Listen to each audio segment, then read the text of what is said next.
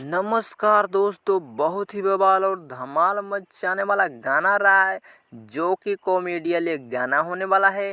गाना के नाम है हम के नैहर पहुँचा द।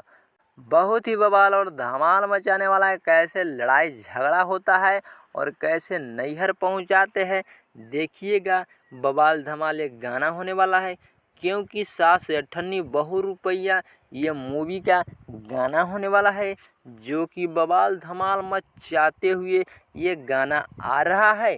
बवाल धमाल के साथ ये गाना को अगर आप देखना चाहते हैं तो ये गाना आ रहा है 23 जून के शाम में, यानी आज ही आ रहा है ये गाना शाम में 7 बजे।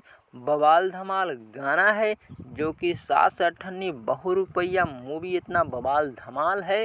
तो अगर आप नहीं देखे हैं तो जा कर के देखिएगा। बवाल धमाल मूवी भी है और गाना जो आ रहा है एकदम तड़कता भड़कता के साथ में ये गाना आ रहा है, जो कि फुल वीडियो सॉन्ग होने वाला है, जो कि इंटरटेनमेंट रंगीला के यूट्यूब चैनल से ये गाना शाम में 7 बजे आ रहा है। देखिएगा बवाल धमाल गाना और कमेंट करके ज़रूर बताइएगा गाना कैसा है।